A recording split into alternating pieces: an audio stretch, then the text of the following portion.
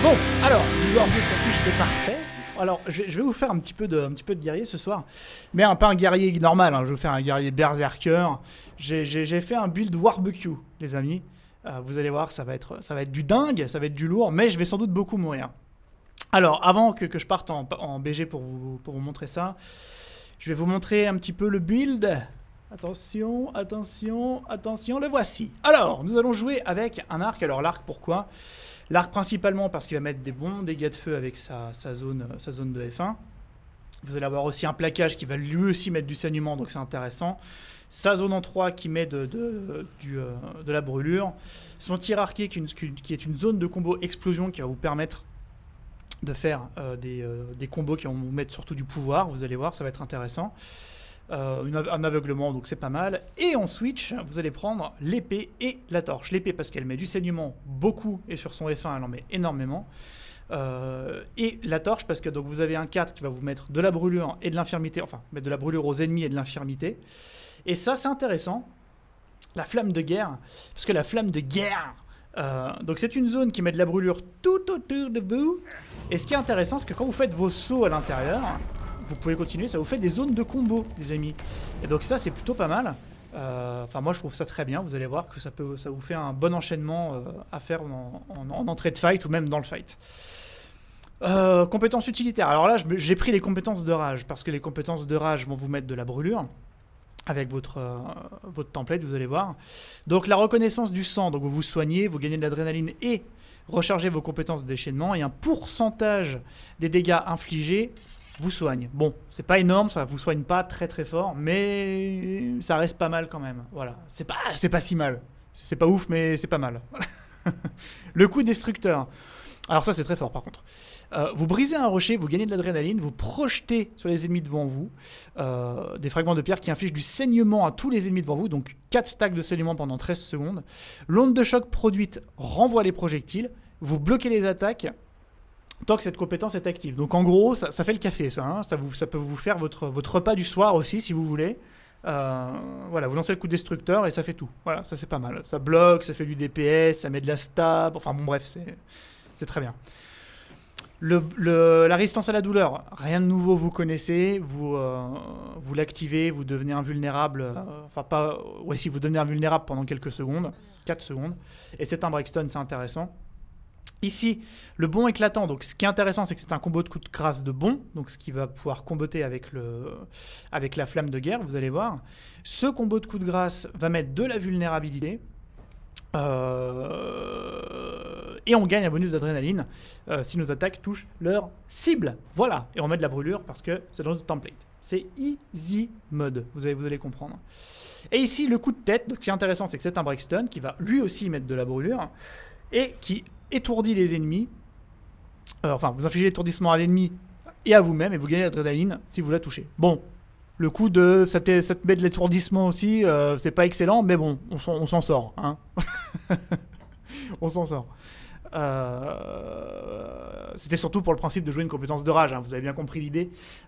Alors ensuite, au niveau du template, vous allez prendre armes, défense et berserker. Alors sachant bien entendu qu'on peut tout à fait imaginer de prendre autre chose. Hein. Moi, c'est ce que j'ai pris là, mais il peut y avoir d'autres mécaniques, notamment avec l'interruption, la confusion, tout ça. Vous avez d'autres façons de faire. Moi, je vous présente celle-ci. Vous ferez votre sauce derrière. Alors, j'ai pris celui-là. Pourquoi ? Parce que... Attendez, d'abord ça.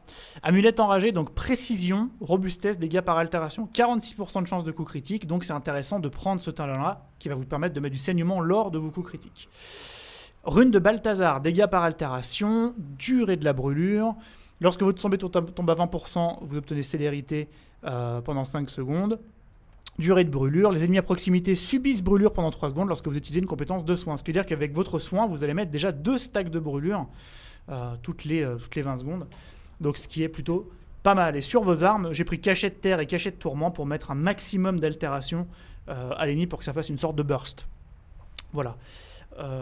Donc ici, probabilité d'infliger des coups critiques, des saignements lors de vos coups critiques. Rune de bâtard. Non, j'ai Balthazar, j'ai dit. Mais c'est une rune de bâtard, hein, si tu veux. Alors la fureur du berserker. Vous gagnez de l'adrénaline en combat. Et vous bénéficiez de fureur quand vous frappez un ennemi en dessous de 25% de sa santé. Très bien, pour gagner de l'adrénaline, gagner des chances de coups critiques, ça optimise pour le build. Vulnérabilité lors des coups critiques. Je vous rappelle que la vulnérabilité réduit la résistance des ennemis et réduit la résistance par rapport aux altérations. C'est-à-dire que plus le mec va avoir des stacks de vulnérabilité, plus vos altérations vont faire mal. Ici, les compétences d'épée bénéficient d'une chance de coup critique accrue contre les ennemis victimes de saignement, donc ils seront quasiment tout le temps sous saignement.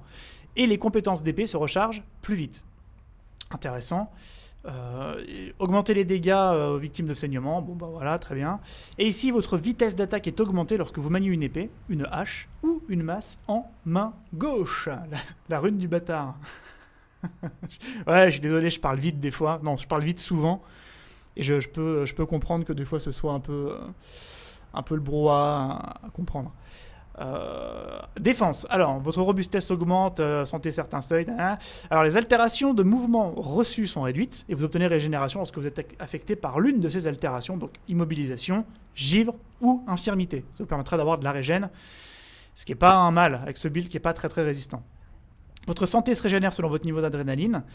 Ici, vous activez résistance à la douleur quand votre santé tombe en dessous de 25%. Donc ça, c'est intéressant aussi. Ça permet d'avoir 2 fois de la vulnérabilité.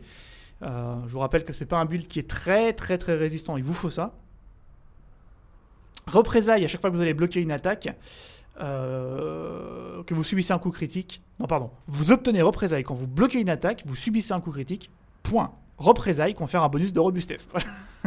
Donc vous gagnez de la représaille et vous devenez plus fort quand vous avez, enfin plus résistant quand vous avez de la représaille. Et ça, donc l'ire purificatrice, je trouve que c'est indispensable. Surtout parce que là, il y a un petit peu d'alté avec les revenants, avec les gardiens qui en mettent un peu, les nécros surtout qui mettent beaucoup d'alté. J'ai vu certains en vous jouer encore altération, il y a même des voleurs venins. C'est bien d'avoir un peu de purge. Et donc c'est à chaque fois que vous allez faire votre compétence de déchaînement, vous allez purger, c'est quand même pas mal quand vous avez l'arc, vu que vous pouvez lancer votre zone n'importe où, ça vous permet de vous purger de n'importe où. Voilà, ce qui n'est pas le cas avec l'épée, vous êtes obligé de toucher quelqu'un. Donc voilà pourquoi je prends défense au lieu de prendre un arbre un peu plus offensif. C'est vraiment pour le choix de la survie qui me manque, quoi. Alors Berserker, ici, vous gagnez de l'adrénaline, augmentation de vitesse d'attaque, accédez aux compétences de déchaînement primaire. Donc vous accédez au mode Berserker et aux compétences de déchaînement primaire. Donc ça c'est bon. C'est quand vous allez passer en Berserker, vous allez avoir une nouvelle compétence de déchaînement. Quand vous utilisez une compétence de rage, vous brûlez les ennemis à proximité. Donc voilà, c'est les compétences de rage, ce sont celles-ci, hein, qui vous permettent de brûler. Voilà. Les dégâts par altération sont augmentés quand vous passez en mode Berserker. Ou que ce mode prend fin, donc ça vous donne 15 secondes, 7% de dégâts et 7% de dégâts par altération supplémentaire, c'est très fort.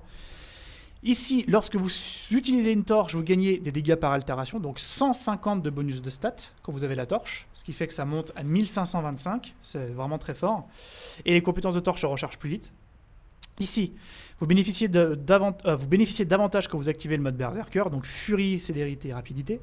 Voilà.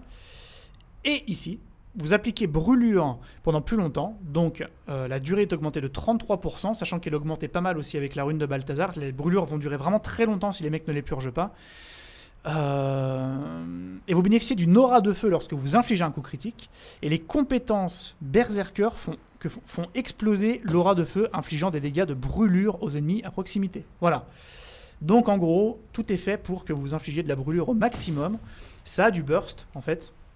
Vous allez le voir, je vais vous montrer sur un mob rapidement là. Ça a un bon burst d'alté en fait. Voilà, c'est ça qui est intéressant avec ce build. On peut essayer sur lui par exemple. Donc avec là, on place la torche, on saute.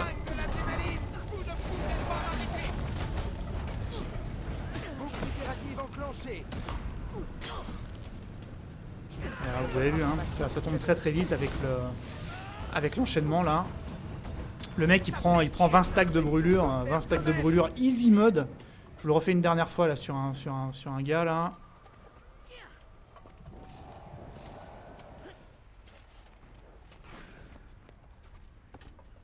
Tiens lui. Tiens lui il aime bien les altérations, le nécro là. Ouais, avec 15 stacks de brûlure. Ça fait un gros burst d'altération quoi. Alors après on est dans Guild Wars 2 et les classes se purgent, hein, je suis bien d'accord. Mais là ça prend quand même pas mal. Hein. Donc bon, on va voir. Je pense que ça peut être marrant. On testera ça, on va tester ça en partie tout de suite, les amis.